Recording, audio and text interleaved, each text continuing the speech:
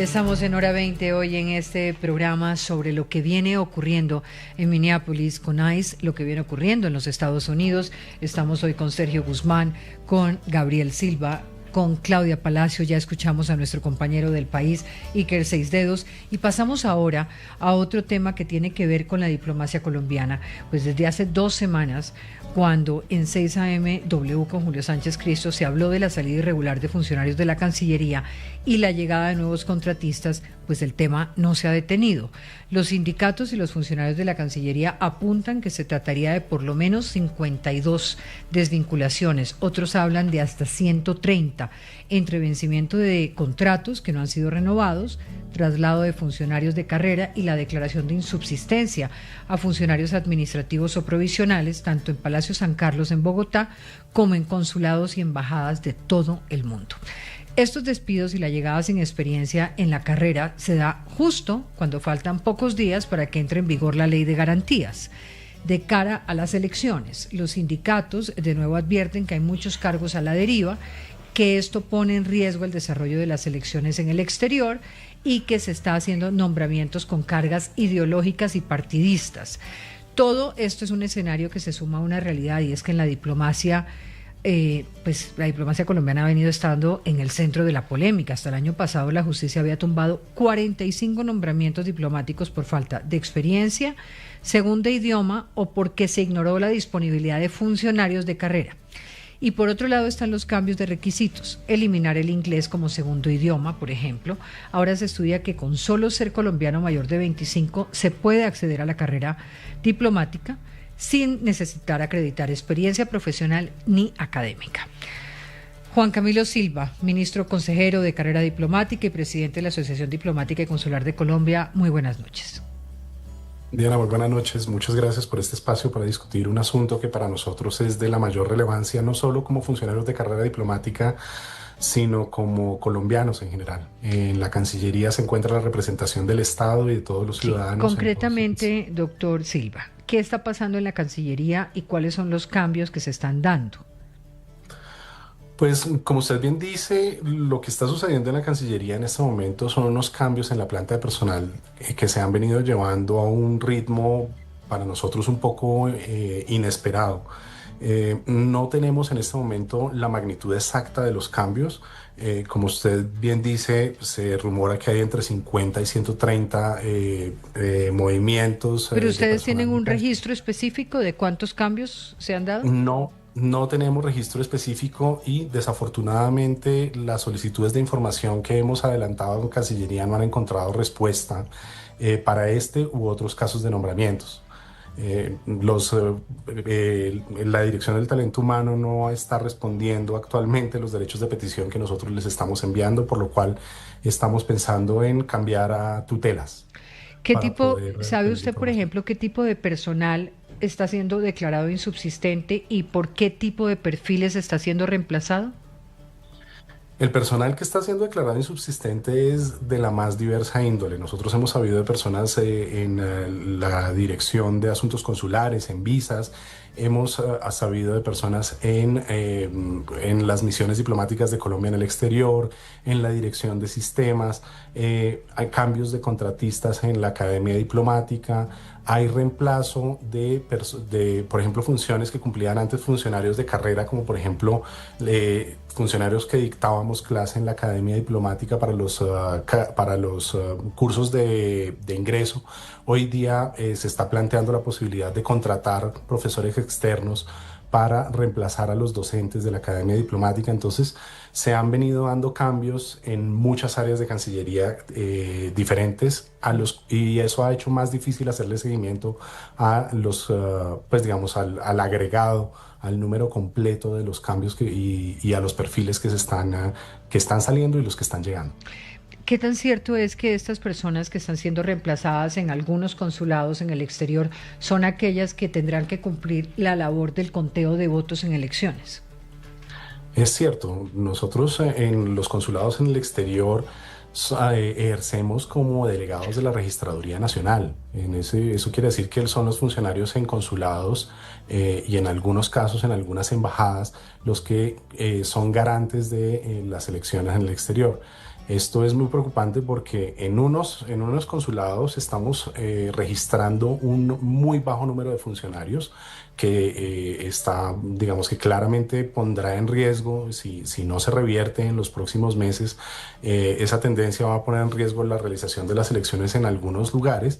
Y en otras estamos viendo algunos nombramientos que no han sido bien explicados por parte del Ministerio de Relaciones Exteriores y que no contarían con los requisitos necesarios para ocupar esos puestos.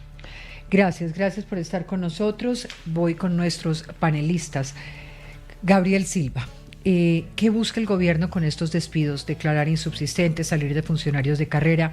¿Cómo se explica la salida de funcionarios con más de 30 años y que sean reemplazados por otras personas, además en los requisitos que se requieren?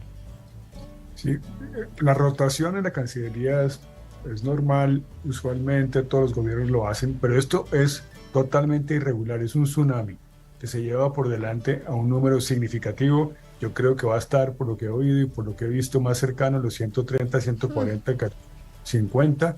Y estamos hablando de no solo el tsunami que se lleva a estos funcionarios que tienen toda la experiencia, han estado trabajando por décadas, han hecho una carrera seria y progresiva, tienen un camino recorrido y están siendo reemplazados por personajes que se refleja qué tipo de personajes son por el decreto que quiere pasar el gobierno.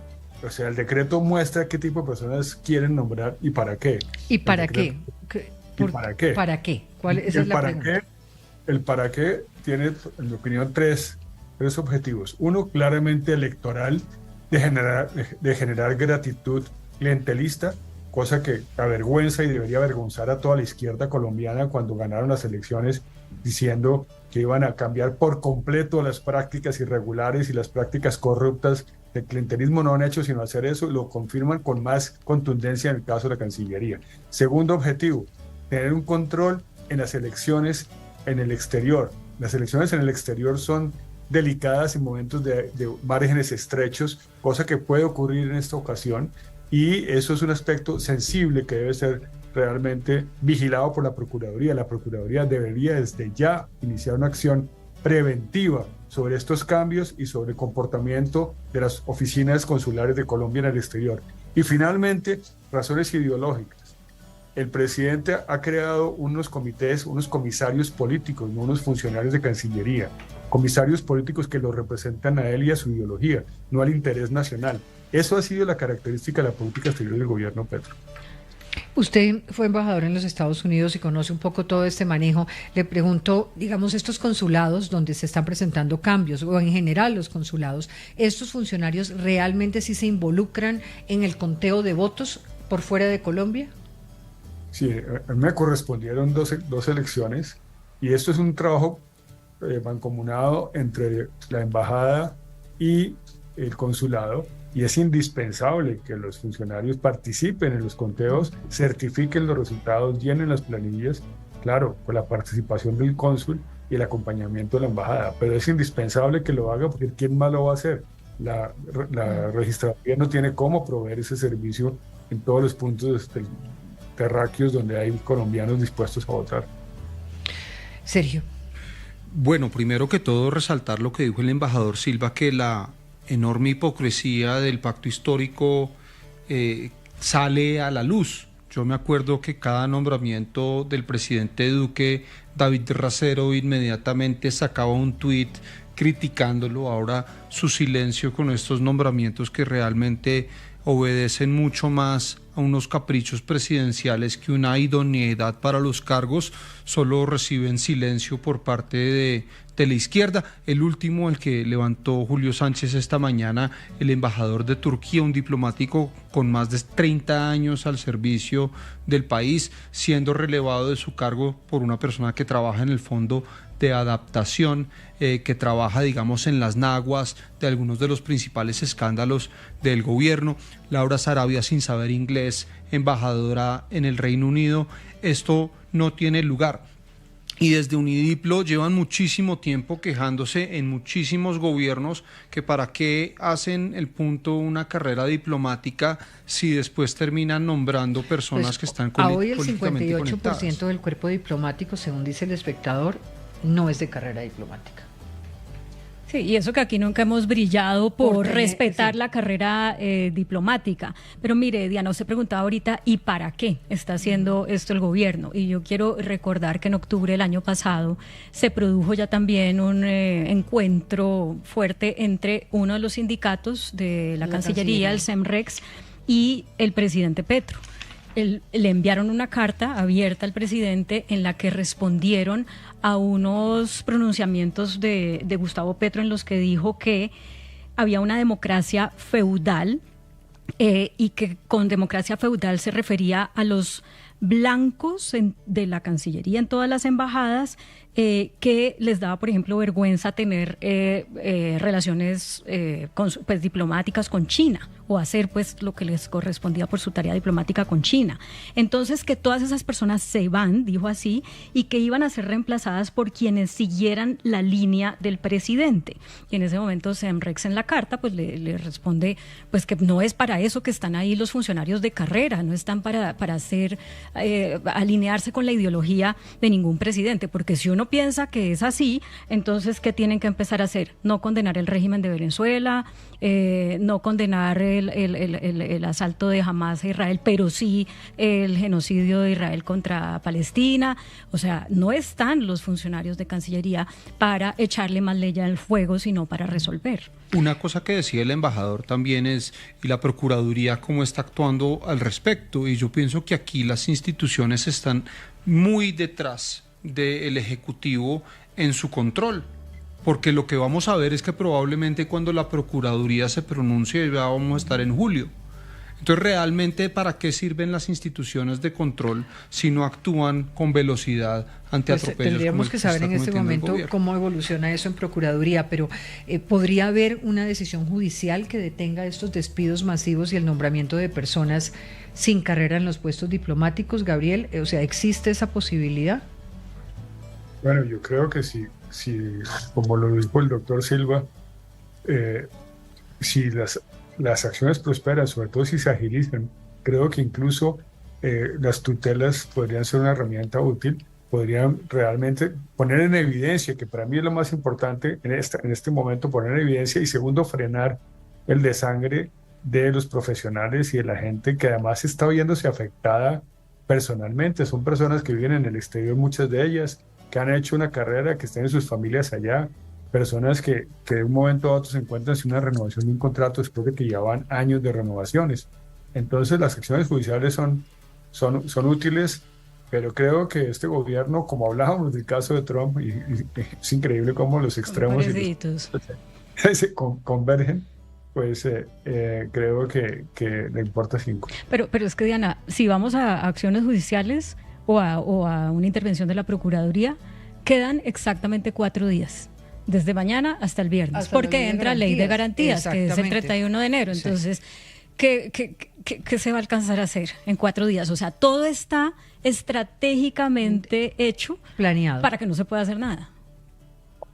Pues, nosotros, si me permite, sí, Diana, adelante. Uno de los grandes problemas que estamos teniendo precisamente es la opacidad en el caso de estos nombramientos. Como le contaba, nosotros sí, a mí eso fue de lo que más me sorprendió, porque es la negación de información. O sea, no hay acceso público a la información que debería tener la claridad. O sea, obviamente suben a las plataformas respectivas nombramientos, pero no hay ninguna explicación. Y como se han quitado pues los requisitos, pues pocas personas cuestionan pues el trabajo que se ha hecho aquí en la mesa de 6AMW, pero de resto es poco lo que se sabe. Pero ¿cómo es posible que a ustedes no les entreguen la información? Y esa es información que nosotros necesitamos para poder proceder con acciones legales. Y para esas acciones legales además tenemos un tiempo muy corto, porque la ley establece que para demandar un nombramiento solamente opera una cierta cantidad de días después de publicado el acto administrativo. Entonces, si nos niegan la información y nosotros dejan vencer los términos de los derechos de petición y después nosotros tenemos que interponer una tutela, muy probablemente ya vamos a recibir la información cuando esos plazos establecidos por ley se han terminado. Vea la curiosidad, Diana, sí. Para eso sí les incomodan los sindicatos al gobierno, tanto que los utilizan políticamente para actuar, pero cuando son los mismos sindicatos que participan de la contratación estatal, ahí sí, no, cuando exigen transparencia, cuando exigen las prioridades, que todos los presidentes incluyen. Yo me pregunto si es legal cambiar los requisitos para poder acceder a determinados cargos. Ahí también podría haber algo pues importante en términos de lo que se puede demandar, ¿no?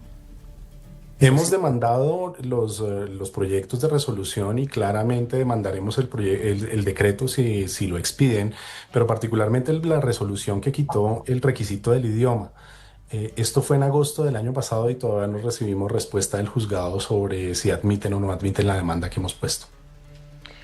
Bueno, pues, pero yo también tengo una curiosidad a propósito de lo que decía Sergio, que los sindicatos le sirven al gobierno cuando están en elecciones y luego cuando le hacen cierto control político, digamos, de pronto ya no. Y eso ha sido pues bastante claro con el sindicato de Ecopetrol, por ejemplo.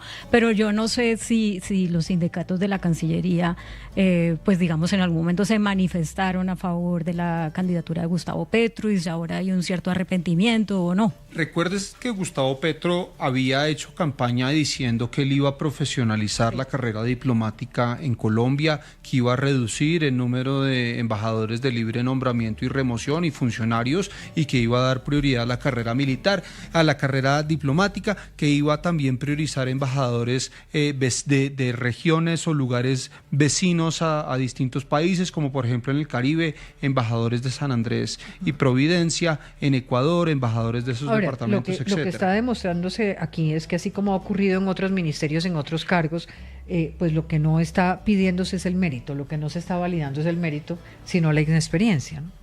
Pues como en todo el gobierno en general, Gabriel.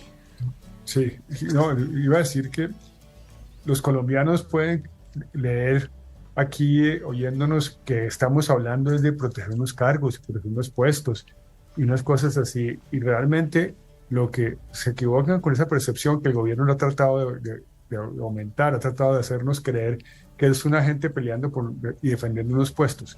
Aquí la integridad de la Cancillería en todos los sentidos técnicos y profesionales es fundamental para el interés nacional. Hemos visto los riesgos que hay en el mundo de hoy. Este mundo se ha vuelto un mundo agresivo, totalmente diferente al que tenía Colombia hace unos meses, hace unos pocos años. Y en ese mundo, los intereses de las personas, de la economía, de las familias, de los productores necesitan un brazo diplomático poderoso, capaz, apolítico, que se centre en proteger el interés nacional, porque los enemigos que tiene Colombia crecen todos los días. Entonces, no estamos hablando simplemente de unos puestos, estamos hablando que se necesita una Cancillería integral, profesional y capaz de lograr esa defensa del interés nacional. Y yo quiero decir una cosa como colombiana que vivió en el exterior 8 años. Yo viví en Atlanta y allá había consulado.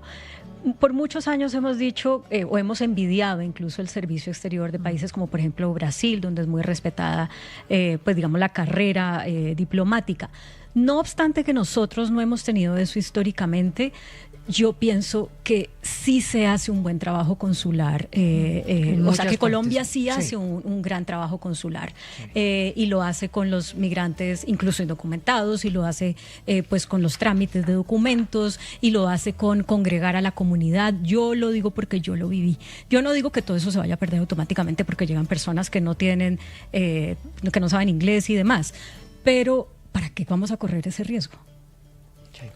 Una última pregunta para ustedes y es que quiero preguntarle a todos, y empezando por el ex embajador Gabriel Silva, ¿qué esperar de la reunión Trump-Petro el 3 de febrero? Aquí se puede esperar cualquier cosa. Han hecho un esfuerzo los dos gobiernos, porque se sabe y se conoce, por hacer una agenda acotada, con temas bilaterales específicamente, pero tenemos a dos personas que tienen unas características muy similares.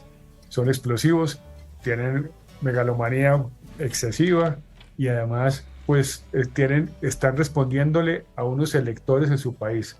Que esta reunión ocurra antes de unas elecciones puede ser una mecha que cree una situación explosiva. Ojalá que no, ojalá esté equivocado. No, yo no sé. Yo creo que es incertidumbre total, pero lo que puedo decir de eso más bien es que los colombianos, los ciudadanos del mundo no deberíamos votar por las personas que no respalden las democracias, porque ya está visto, y son muchos los ejemplos en Estados Unidos, en Colombia, en otras partes, de que o no se van o acaban con todo. Para la reunión Petro-Trump nosotros planteamos 3 escenarios. El primero es negociación, en donde Petro le pida a Trump que lo saque de la lista Clinton a cambio de ciertas concesiones, luchar más fuertemente contra el narcotráfico, retomar la aspersión aérea con glifosato, contener la migración de Venezuela, salirse de la hoja de la ruta y la franja con China, o hacerle un poco más difícil a China expandir su huella económica y política en Colombia. Segundo escenario, confrontación, lo que yo llamo que salga el último Aureliano en la oficina oval, que Petro tenga esa oportunidad de confrontar directamente a Trump y que se vuelva un jalón de pies y orejas, y eso sería realmente desastroso porque Trump retribuiría contra Colombia, no solamente contra Petro en ese escenario. Y el tercero yo lo llamo una convergencia de conspiración, en donde Petro y Trump logren encontrar puntos de interés. Común. Exactamente. ¿Qué serían cuáles? A usted lo trata muy mal la prensa, a mí también. ¿Cómo es de horrible la oposición con usted? Es que a usted no lo entienden. A usted no le dieron el premio Nobel que se merecía, que tampoco lo merecía María Corina Machado. Y cosas de ese estilo, mensajes así, ha mandado Petro en los últimos días, lo cual nos indica que esos 3 escenarios todavía están sobre la mesa. Se nos acabó el tiempo, pero gracias por estar con nosotros en Hora 20.